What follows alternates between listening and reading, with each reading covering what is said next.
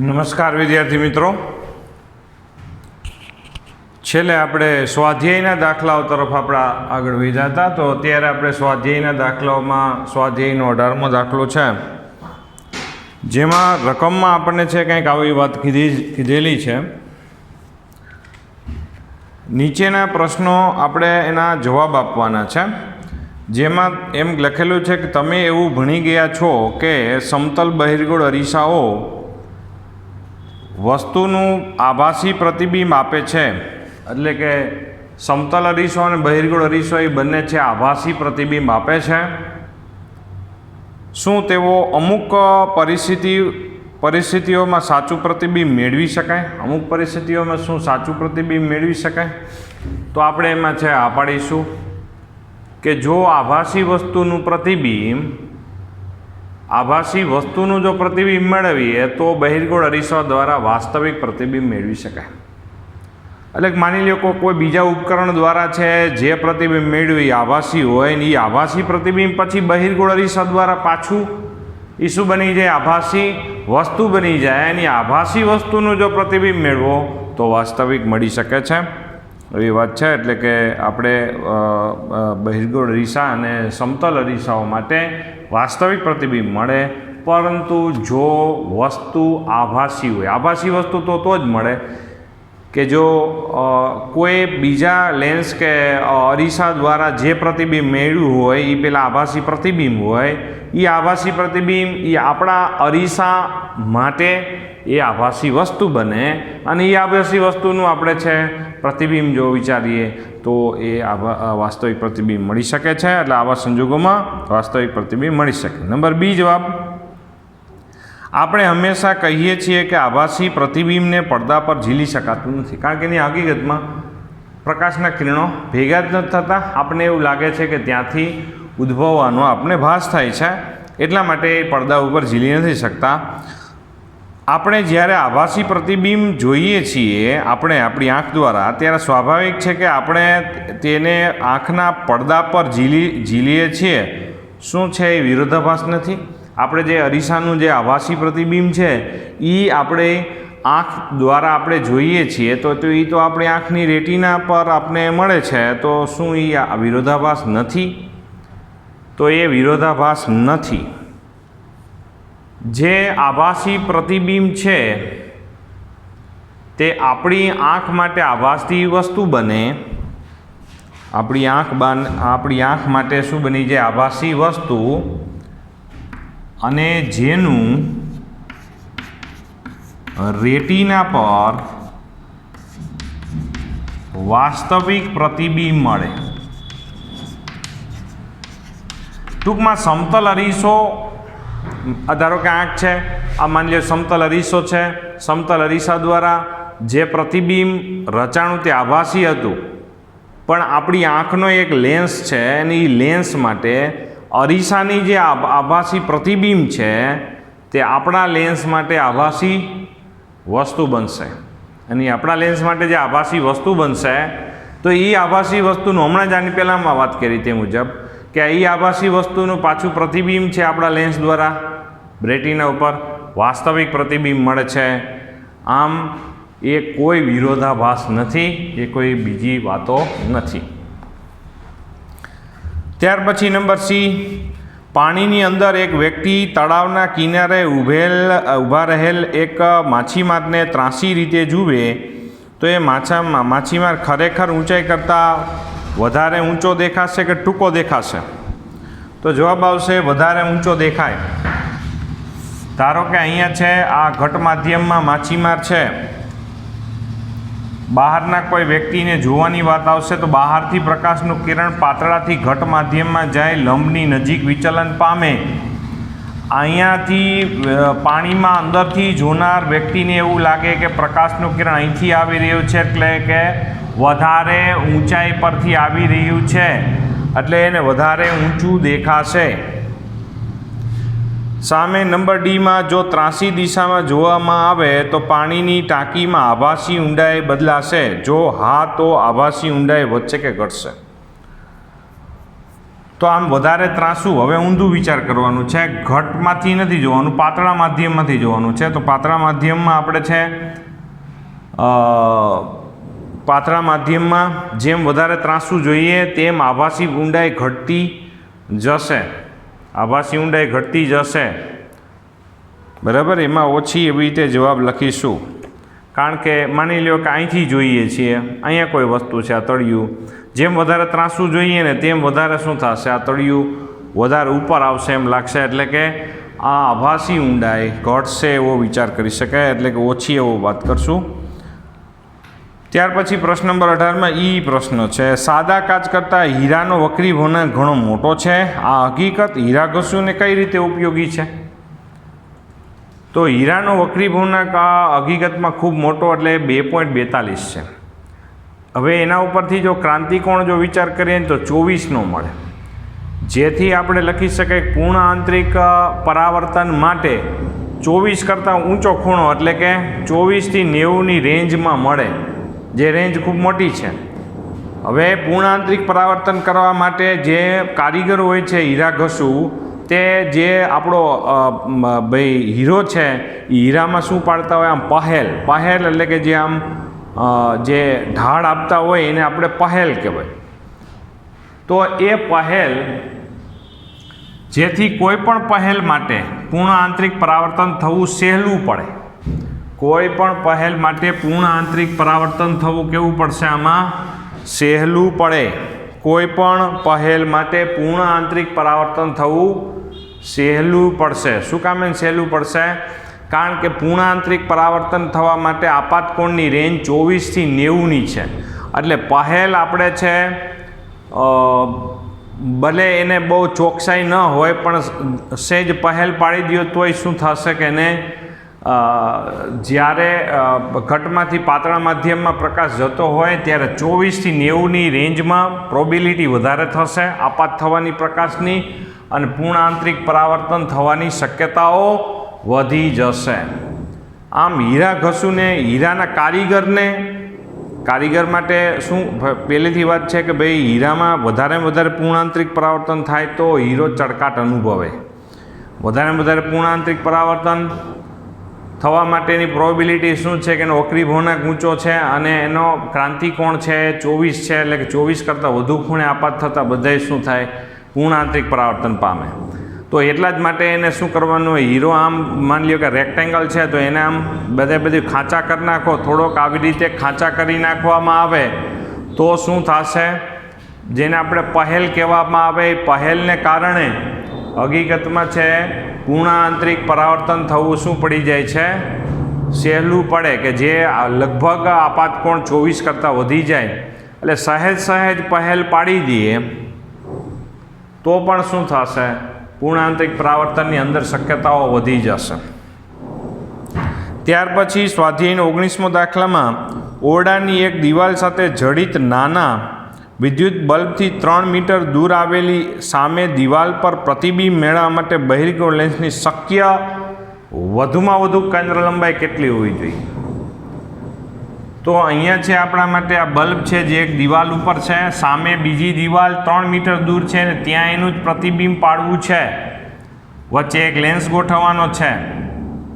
આ લેન્સની કેન્દ્ર લંબાઈ શક્ય એટલી મહત્તમ શોધવાની છે.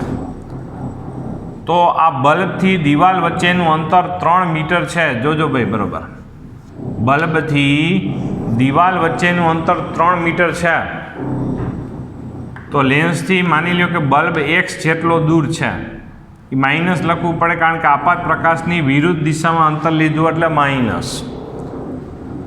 પછી આ બાજુ જો વિચાર કરીએ, આ બાજુ પ્રતિબિંબ અહીંયા જ મેળવવું છે, તો પ્રતિબિંબ અંતર v = 3 - x, v = 3 - x, એટલે કે આવી રીતે હતું. તો અહીંયા છે આપણા માટે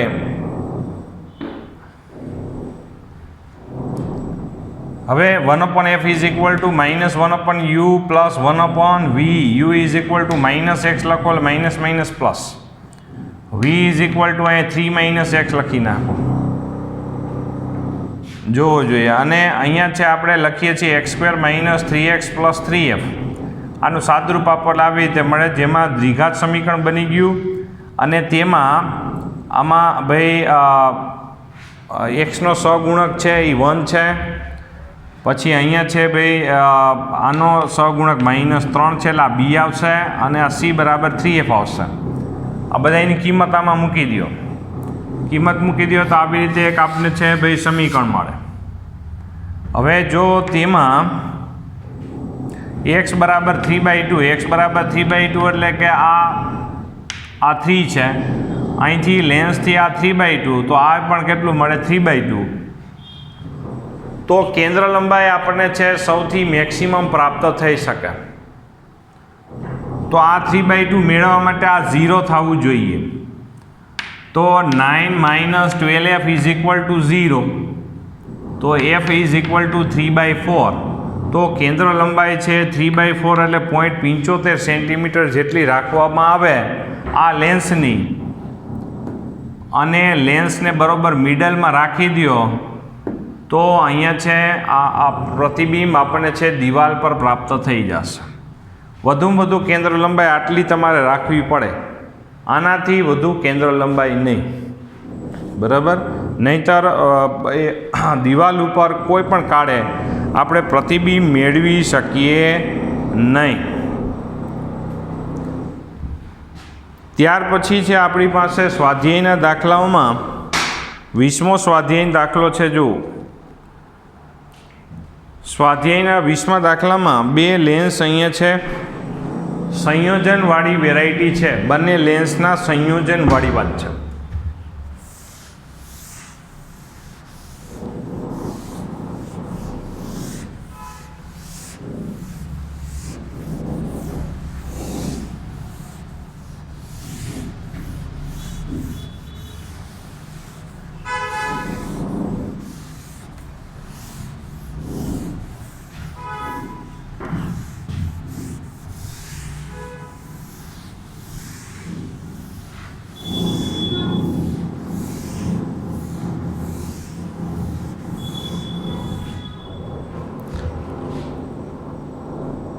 તો સ્વાધ્યાયના 20મા દાખલામાં જો વસ્તુથી 90 સેન્ટીમીટર દૂર એક પડદો રાખ્યો છે, એક સમજો કે આ એક વસ્તુ છે ને એ વસ્તુથી આપણે 90 સેન્ટીમીટર દૂર એક આપણે પડદો રાખી દેવાનો છે.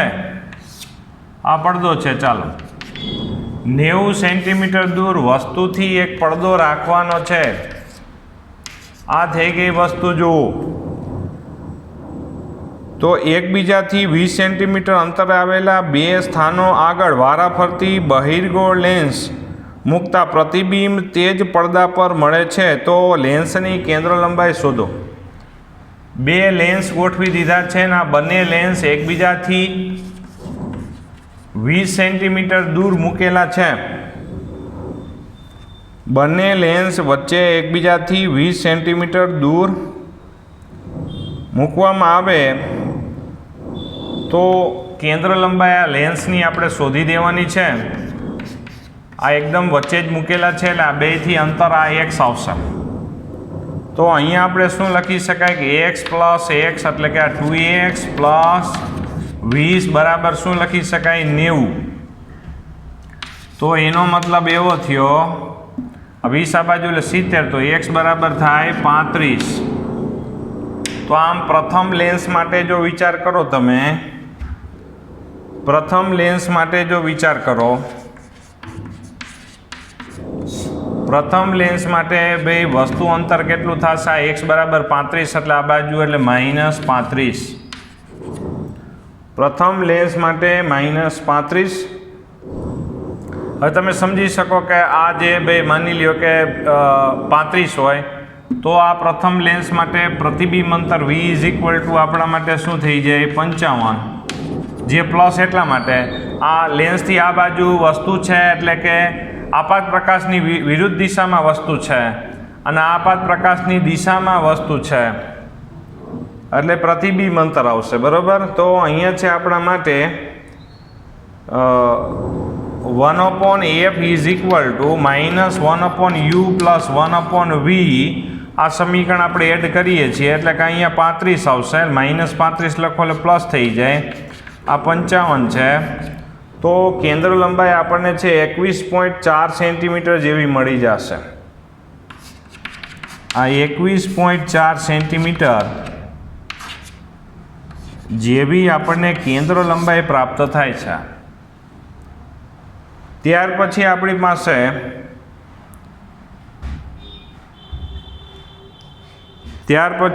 પાસે છે ભાઈ, તમે જોઈ શકો કે સ્વાધ્યાયનો એક 21મો દાખલો છે આપણી પાસે, જેમાં સ્વાધ્યાયના 9.10માં સંપાત થતી મુખ્ય અક્ષ પર બે લેન્સ એકબીજાથી 8 સેન્ટીમીટર હોય તો. હવે સ્વાધ્યાયના 10મા દાખલામાં હતું શું? સ્વાધ્યાયના 10મા દાખલામાં શું હતું? બે લેન્સ હતા. એક લેન્સ બહિર્ગોળ લેન્સ હતો, બીજો અંતર્ગોળ લેન્સ હતો. એક લેન્સની કેન્દ્ર લંબાઈ કંઈક 30 સેન્ટીમીટર હતી, બીજાની 20 સેન્ટીમીટર હતી. આ બંને લેન્સને રકમમાં આપણને એવું કીધું છે કે આ બંને લેન્સને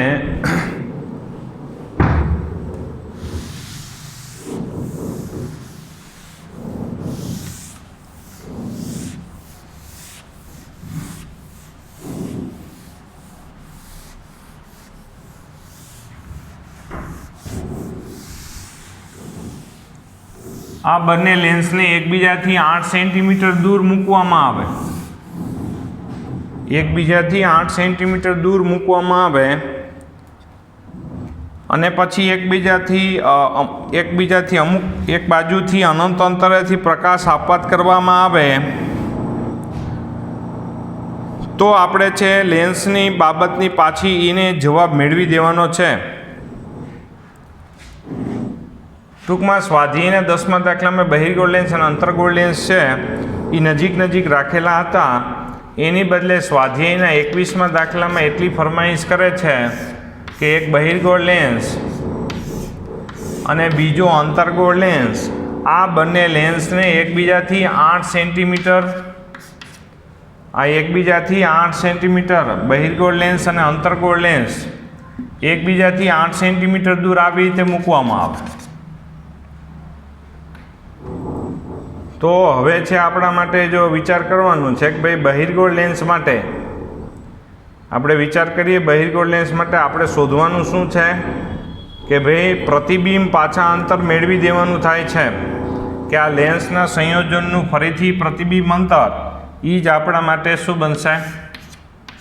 જો એક બાજુથી પ્રકાશ આપાત કરી દીધો છે તો બહિર્ગોળ લેન્સ માટે જો વિચાર કરો તો બહિર્ગોળ લેન્સ માટે વસ્તુ અંતર તો અનંત અંતર છે. આની બહિર્ગોળ લેન્સ માટે કેન્દ્ર લંબાઈ છે આપણે 30 આપેલી છે અને અંતર્ગોળ લેન્સ માટે એ જ રકમમાં સ્વાધ્યાયના 10મા દાખલાનો જ ઉપયોગ કરવાનો છે, 20 આપેલી છે.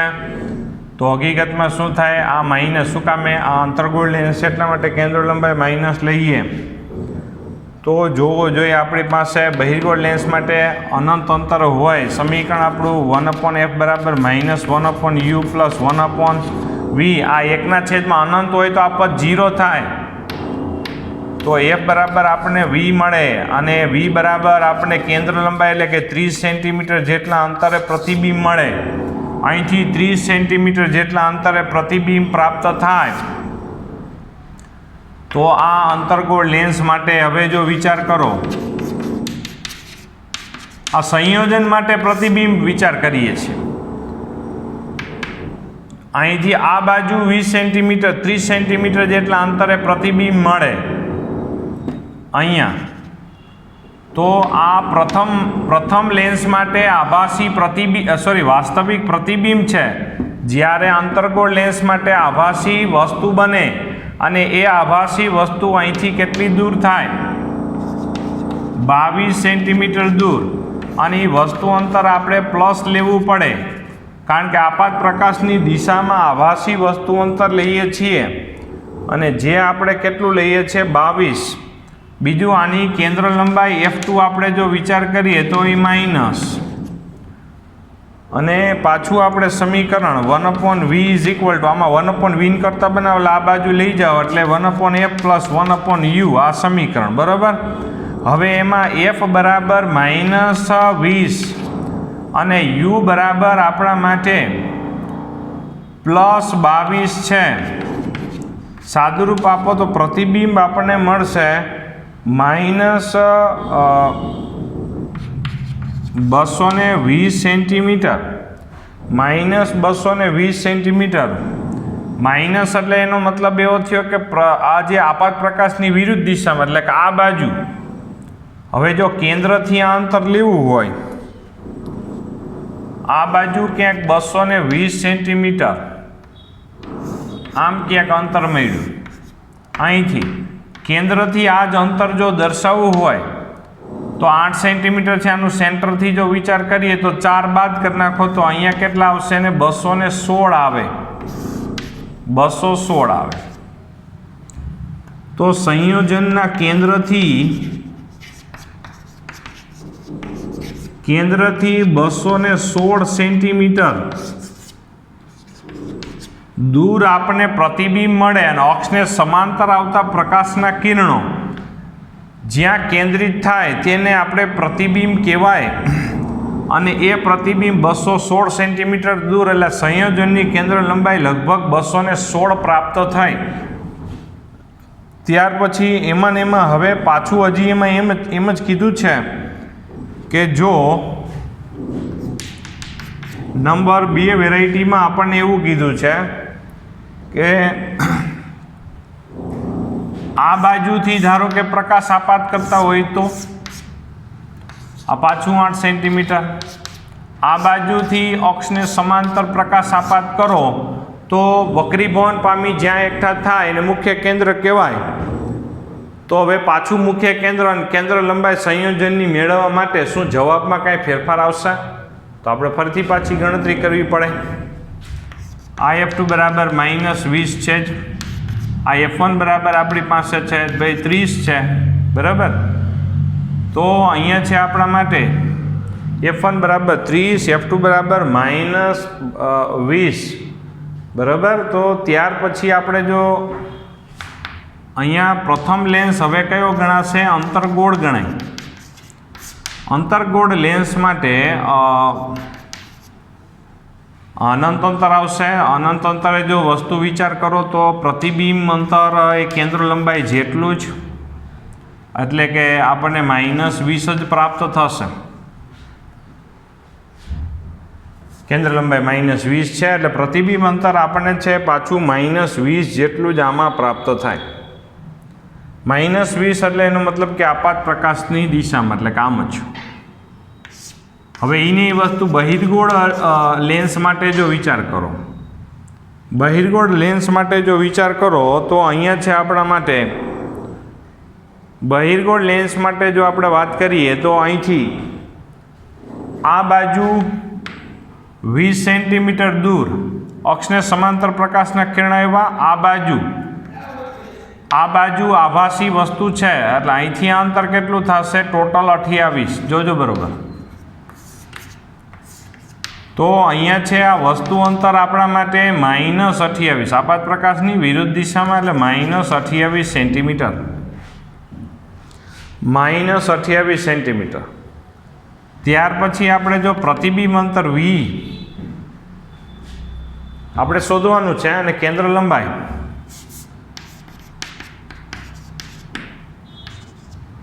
જે આપાત પ્રકાશની આપણે દિશામાં પ્રાપ્ત થાય, આપાત પ્રકાશની દિશામાં જ આપણે બહિર્ગોળ લેન્સ માટે કેન્દ્ર લંબાઈ પ્રાપ્ત થાય. તો અહીંયા છે એનું સાદુરૂપ આપવામાં આવે 1/v = 1/u + 1/f. આ બધાનું આપણે સાદુરૂપ આપી દઈએ. u = -1/28, આ 1/30.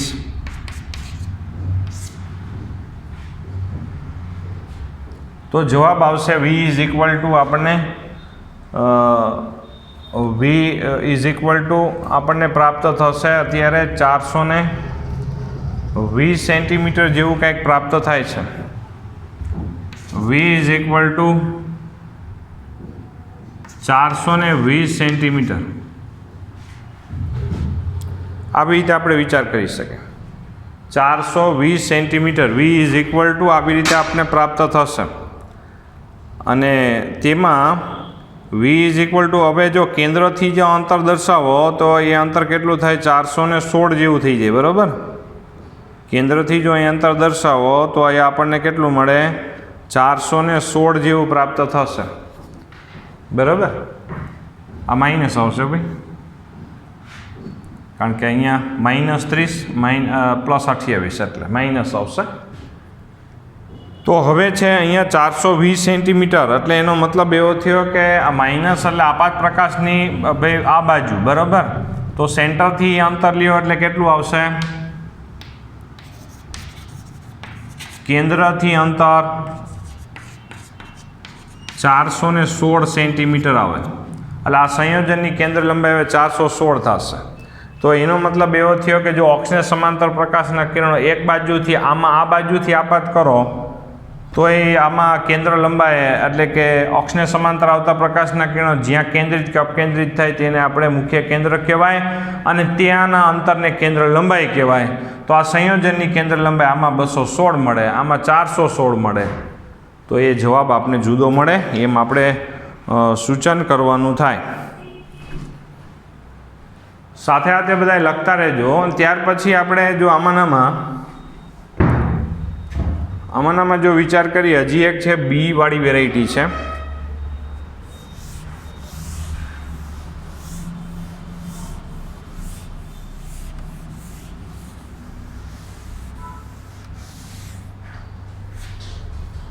આમાંનામાં બી વેરાયટી છે. જો આ એ વેરાયટી હતી. બી વેરાયટીમાં જો શું આવશે?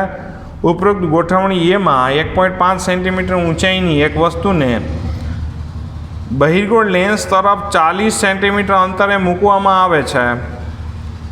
બે લેન્સના સંયોજનની મોટવણી અને પ્રતિબિંબ ઊંચાઈ આપણે શોધવાની છે. તો આની આ લેન્સ છે આપણા માટે, આ બંને. આની કેન્દ્ર લંબાઈ 30 છે, આની કેન્દ્ર લંબાઈ આપણે 20 છે, બરાબર. આ બે વચ્ચેનું અંતર 8 સેન્ટીમીટર છે.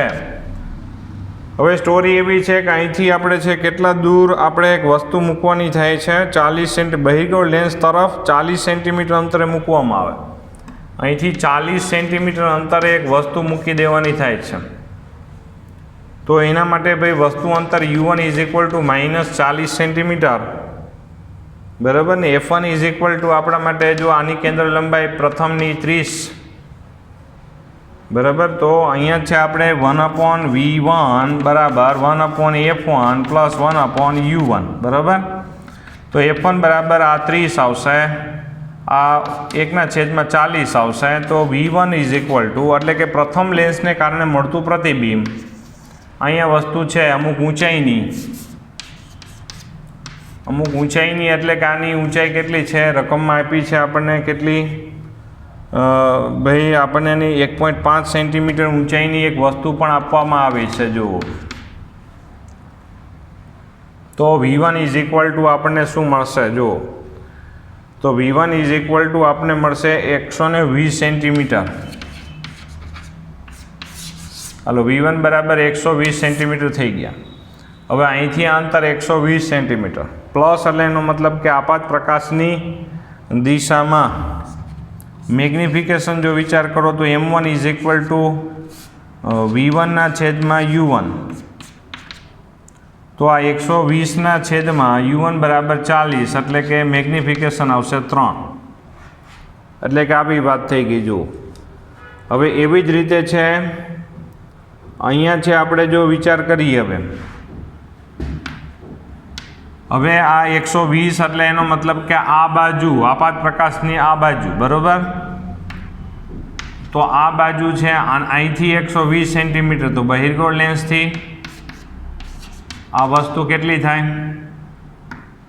બહિર્ગોળ લેન્સથી આ વસ્તુ અહીંથી આ 120 સેન્ટીમીટર, તો અહીંથી આ 112 જ થાય.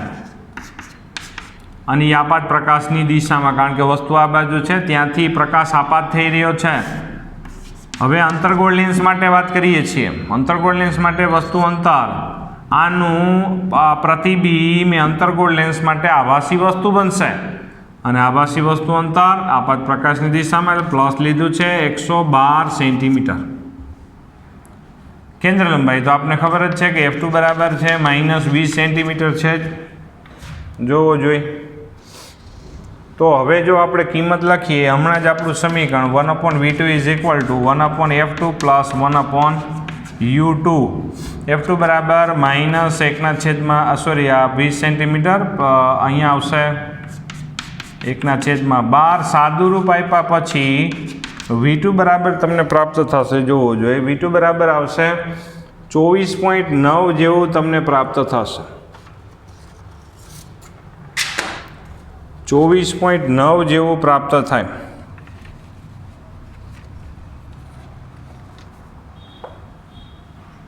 એટલે અહીંયા છે આપણા માટે ભાઈ 24.9 અને જે માઇનસ મળશે એટલે આપાત પ્રકાશની દિશામાં એટલે કે આ બાજુ પ્રતિબિંબ ફાઇનલી આ લેન્સ દ્વારા આ બાજુ ક્યાંક પ્રતિબિંબ મળશે.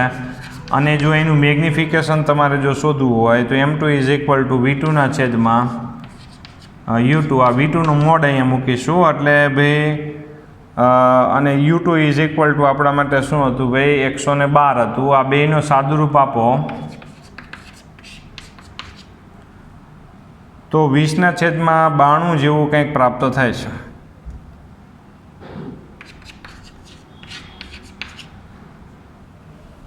એટલે પોઈન્ટમાં જવાબ આપણે પ્રાપ્ત થશે. કહેવાનો આપણો હેતુ એ છે પોઈન્ટમાં કંઈક આપણે જવાબ પ્રાપ્ત થશે. મેગ્નિફિકેશન આપણે જોયું અત્યારે. અને બીજું આપણે ફાઇનલી આપણે પાછું શું જોવાનું હતું?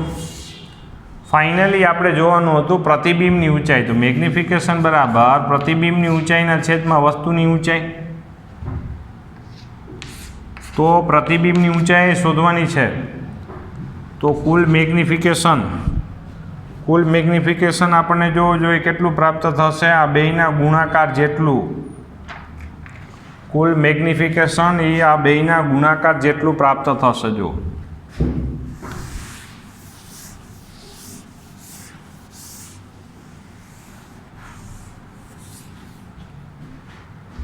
ટૂંકમાં આ લેન્સ દ્વારા મેગ્નિફિકેશન, બીજા લેન્સ દ્વારા મેગ્નિફિકેશન ને પછી કુલ મેગ્નિફિકેશન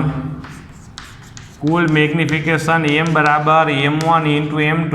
પ્રથમ લેન્સ દ્વારા મેગ્નિફિકેશન કેટલું 3, બીજામાં 20/92 અને જે જવાબ આવે તે.